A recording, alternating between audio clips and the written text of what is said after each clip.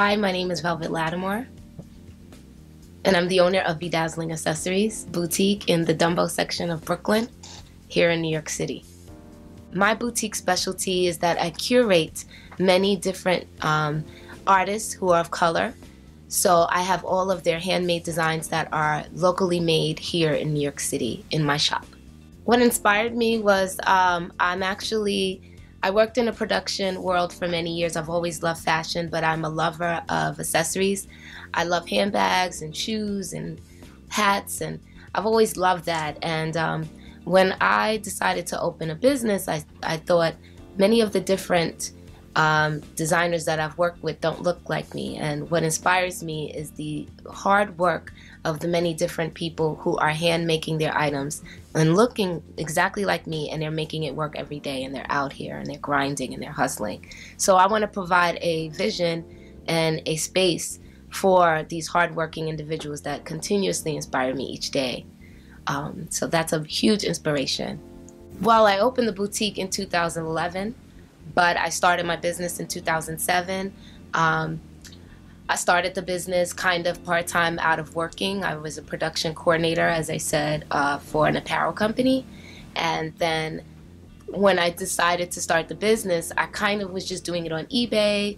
And I just had an eBay store, and I got really popular. And, you know, I was literally placing orders every day and running back and forth on my lunch break. My lunch break was the post office. So everyone in the post office at 34th Street and Park Avenue post office knew me.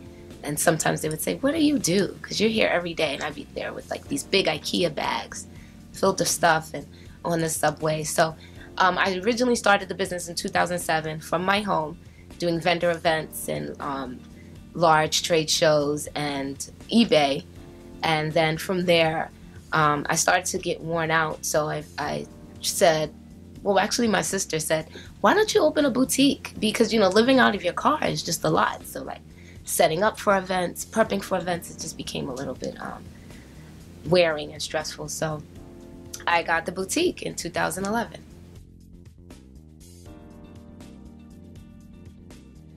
Recently, SK Wilbur, he is a designer that I work with. I also co-founded a nonprofit with him. One day he was in my shop, and I'm always urging designers, be at the shop a little bit more, because your story is important.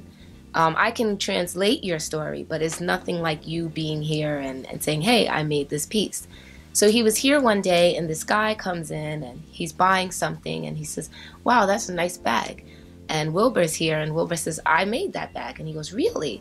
Well, I like that bag. I want to buy it. Actually, I own a store in the East Hamptons, and I want you to come by. I want to talk to you about maybe having orders." And so now, fast forward, Wilbur is doing lots of bags for his boutique in East Hampton, and also he has a store here in Chelsea. So to me, it's stories like that where people become successful just through the vehicle of me being a store that's open. And if I wasn't open and their pieces weren't in my shop, then someone would not be able to find them. And it's so hard to be found as a designer in general. And secondly, when you're of color, we don't have the opportunities and the networks as other cultures. So I feel like I was destined to do this and be like the middle person, the middle passage, as you would say, for accessories designers. And that was a really good thing, because now he's going to be doing a show soon in the Hamptons. So I'm like, oh, great, you know. And not just him, there's other stories like that, but that just happened like last month. In 10 years, I would like for Bedazzling Accessories to be in other locations. I've co-founded Black Accessories Designers Alliance, which is it is a nonprofit organization for people of color who are accessories designers.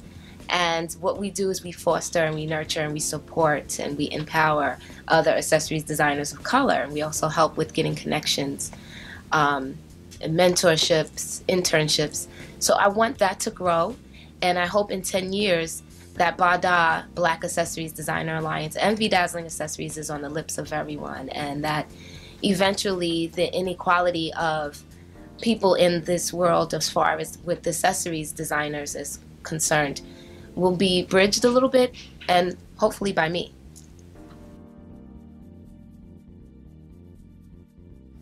Oh, I can't wait to get this money, and I can't wait to receive it. And once I receive it, what I look forward to doing is paying for rent. Rent is so expensive here in Brooklyn. It is growing now that Brooklyn is so popular. When I first moved into this area, it wasn't as popular. Now it's super popular. So in order for me to keep the doors open, I need funding, and I'm hoping to use that funding to keep the doors open so that a lot of the artists that are locally based can still have a voice and showcase their items. Secondly, I want to put the money toward education. We, or myself and my partner, we're going to be having a panel discussion on how to break into the business of fashion, more so accessories, the accessories business, which is really tough. So that production is very expensive, and that I could use the funding for. It is going to be November 14th, and putting on advertising, finding space, location, all of that is really expensive, and I could use help with that. Also, last but not least, I do a fashion pop-up every single year, every season of New York City Fashion Week. This season will be September 12th, and it is expensive. It keeps growing and growing. It keeps getting larger, and the expense for it is just starting to get high. This pop-up is to showcase all different designers that are in the accessories-based world, and they're of color.